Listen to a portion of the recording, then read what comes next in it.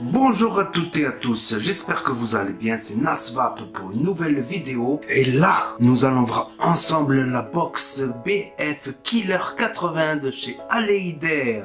Que voici, que voilà, tout en résine. Donc au début, je l'ai trouvé super sympa, super bien, super léger et tout et tout. Et ensuite, j'ai été déçu par un gros problème. Donc je vous en parlerai à la fin de la vidéo de ce gros problème. Dommage que c'était une jolie box BF Electro. Donc mettez un pouce bleu et abonnez-vous si vous voulez voir le plan serré, tous les détails, l'unboxing de cette box.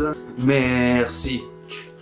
Donc voilà la Killer 80 de chez Aleider. Ici j'ai été surpris, j'ai trouvé une adresse à Paris. Donc ça serait une entreprise française, Aleider, qui fabriquerait peut-être en Chine. Avec ici tout ce que contient le packaging, avec un scratch d'authentification ici. Donc la boîte elle est assez sympa, vous voyez elle est aimantée. Et là, elle laisse apparaître la box avec un câble USB, une petite rondelle, une carte Aleider et la notice d'utilisation en français. Donc celle-là, elle est tout en résine. Absolument tout en résine, donc évitez de la faire tomber. Et j'en ai pris une deuxième avec là une armature tout en métal, seuls les panneaux en résine et les panneaux ne sont pas interchangeables quoi. Et j'ai été déçu parce que c'est couleur random, on ne choisit pas la couleur de sa box et ça c'est dommage parce que j'ai reçu du rose quoi. Donc c'est une résine très douce, franchement elle est très douce au toucher, mais comme toutes les résines, faut éviter de la faire tomber. Si vous la faites tomber, elle va se casser comme du verre quoi. Donc le panneau il est très bien ajusté, on dirait même que ce n'est pas un panneau, que c'est comme l'autre côté quoi. Voilà, ça ne bouge pas du tout. Donc là le câble USB pour les rechargements, le plus et le moins, avec un clic un peu dur quand même. À l'intérieur, on peut voir que c'est très propre, tout est bien fait. Donc il y a une bottle ici, ben voilà, on peut mettre la bottle que l'on veut. Elle est en silicone, elle est très souple, franchement trop souple quoi. Des fois quand on appuie, ben, elle a du mal à revenir. Pour la remplir, nous l'ouvrons par ici, il y a le petit tuyau là. Voilà, la petite languette qui va bien avec pour enlever ben, à la fois la bottle et ensuite la queue. Pin 510 monté sur ressort. Des trous d'aération en dessous pour le chipset. Bref, voilà la petite rondelle. Voilà, on peut la mettre ici, la petite rondelle. Donc nous allons y mettre la queue. Donc là, c'est monté par ressort. Il y a le moins. Hop, et là elle s'allume. Donc l'écran est au LED. Donc elle accepte les résistances à partir de 0,1 en wattage et 0,05 en contrôle de température. Elle est équipée des principales sécurités contre les courts-circuits, contre les tensions trop hautes, tensions trop basses. Bon, la classique, elle affiche la valeur de la résistance, là les volts, là les ampères, là le mode, là le wattage, là la batterie. Pour la verrouiller, il suffit de cliquer 5 fois dessus. 1, 2, 3, 4, 5. Et là, elle est verrouillée, on ne peut plus l'utiliser. 1, 2, 3, 4, 5 pour la déloquer. Pour l'éteindre complètement, ce que j'ai remarqué, c'est qu'il faut cliquer 3 fois dessus pour entrer dans les menus. 1, 2, 3. Et ensuite de recliquer sur Power et sur Moins. Et là, elle va s'éteindre. Pour la rallumer, il faut cliquer 5 fois dessus. 1, 2, 3, 4, 5. Donc pour entrer dans les menus, 3 clics. 1, 2, 3. Et là, on arrive au mode bypass. Si on clique sur moins, donc ça sera réglage automatique selon ce qu'il y a dans la queue et selon la résistance. Donc là, on arrive en contrôle de température. Contrôle température, voilà, quand on va au maximum, on arrive en degrés Celsius, par exemple. On peut choisir SS, nickel, XX. Et ensuite, soit on appuie sur rien, soit on va dans 6 et on appuie sur plus. Donc quand on y met un nouvel atomiseur, donc voilà, elle nous marque nouveau coil ou ancien coil. Quand on fait fire, si on met plus, voilà, on valide. Quand on reste appuyé sur plus et moins, là il marque locked up down. On peut faire fire, mais juste le plus et le moins seront lockés, contrairement aux 5 clics où le fire sera locké également. Et je vous expliquerai par la suite quel est son plus gros défaut. Donc la voici, la voilà, toute prête.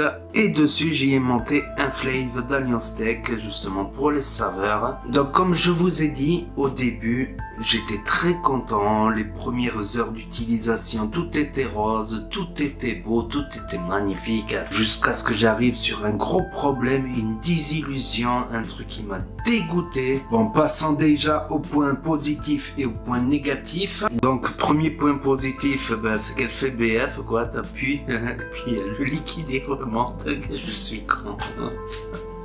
Elle est très légère. Très légère, la matière en résine elle est très douce, agréable au toucher quoi. Elle marche super bien, là je me suis mis à 50 watts avec un petit Alien 3 âmes dessus.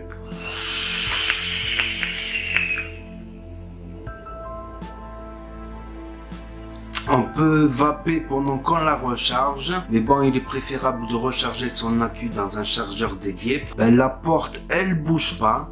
Donc quand on a mis la porte, on dirait qu'il n'y a pas de porte, tellement c'est flush. Elle est très bien travaillée, les finitions, les petits détails. Donc et le look, j'ai trouvé ce look vraiment très beau, une résine comme ça. Mais le look, on aime ou on n'aime pas. Donc c'est la transition idéale vers les points négatifs maintenant. Et je ne vais pas être tendre quant aux points négatifs, parce que le plus gros point négatif, je vais le citer en dernier, et il fait mal, il fait mal. Donc premier petit défaut, c'est la bottle qui est très souple, trop souple d'ailleurs, donc des fois quand on appuie, elle reste enfoncée, mais je pense qu'on peut mettre d'autres bottles dessus à l'aise. C'est très fragile, si vous la faites tomber, elle va se casser comme un verre quoi. Donc quand vous avez une box en résine, dites-vous que c'est comme si vous avez un verre dans la main, faut pas le faire tomber, si vous le faites tomber, elle va se casser en plein de petits morceaux. Un des points négatifs, c'est le maintien. Bon, quand là on pousse comme ça, vous voyez, il y a un petit jour là.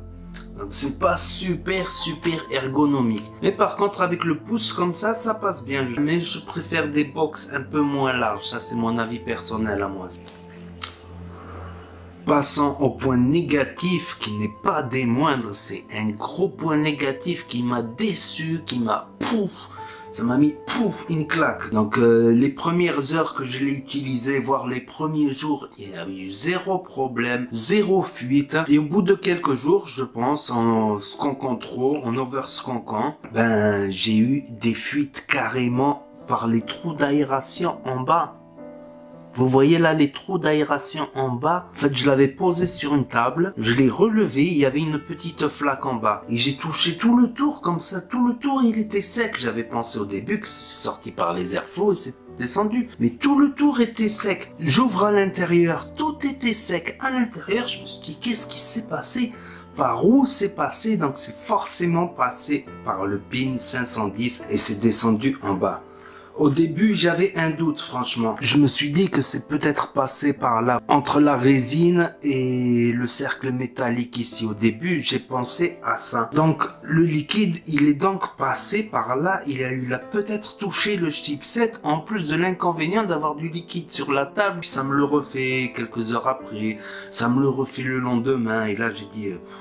c'est forcément passé par l'intérieur, vu que à l'extérieur c'était tout sec. Là ça m'a énervé quoi, cette box, je l'ai achetée en plus, donc je l'ai pas reçue gratuite. Même si je l'avais reçue gratuite, j'aurais signalé quoi, parce que ça peut rendre service aux fabricants de savoir qu'il y a une erreur de conception dans leur box. Dans les prochaines box, ils ne refassent pas une erreur comme ceci quoi, c'est quand même, c'est pas rien comme erreur quoi. Et ensuite, il y a eu un autre souci.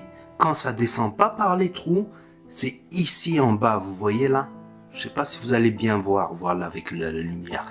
Il y a toujours du liquide ici, quoi. Donc, je me suis dit, c'est peut-être moi qui ai overtrip, ça met une sorte de pression à l'intérieur. Donc, ce que j'ai fait, c'est que je skankais moins souvent et moins fort. En faisant ça, ça limite un peu. Il y a moins de fuite, mais ça revient de temps en temps, quoi. Le risque, c'est que le chipset, il s'oxyde avec le temps. Et la box, elle va devenir folle, elle va faire n'importe quoi. C'est un autre risque. Donc, oxyder un chipset, c'est pas l'idéal, franchement, quoi. Donc, j'ai essayé de me renseigner. J'ai tapé sur sur Google, j'ai cherché un petit peu, de mettre un petit joint ici, là. Un joint de 7 mm de diamètre avec une épaisseur de 1 mm. Donc, verdict final, je la déconseille. J'ai essayé la petite rondelle en plastique au-dessus.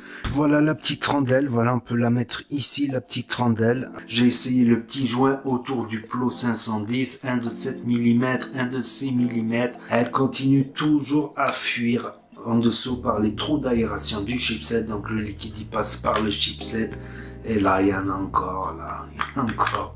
Il y a aussi le fait que je sconque fort, si on sconque doucement, ça le fait un petit peu moins, mais c'est pas une raison. Dommage, elle était belle, elle avait une belle matière douce et tout.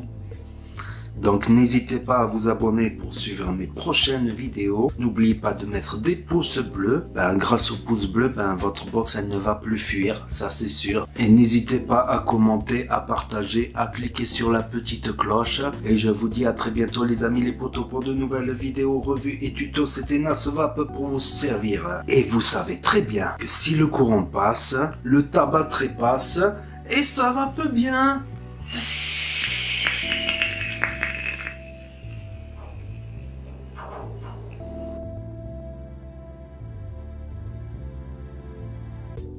Ce qu'il faut faire pour l'éteindre, j'ai remarqué, c'est cliquer 3 fois pour entrer dans les menus. 1, 2, 3. On arrive sur Power. Là sur 6, j'ai pas compris c'est quoi 6 et on appuie sur moins. Non. Pour l'éteindre... ça doit être...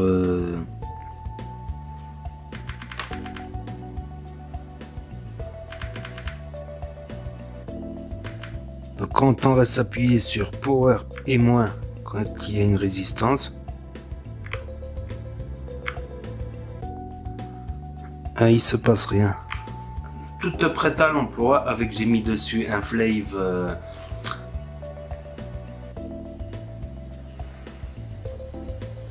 Donc premier point positif, c'est qu'elle fait BF quoi, t'appuies et puis le liquide il remonte, que je suis con.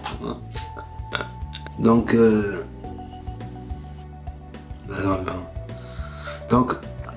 aussi un autre point positif que j'ai oublié. Vous voyez entre la technique du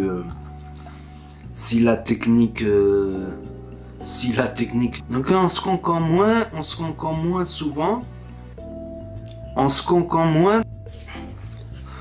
Autre point négatif de l'aile d'air, ouais, elle se remet. Donc si vous voulez suivre mes autres vidéos, n'hésitez pas à mettre un. Donc n'hésitez pas à vous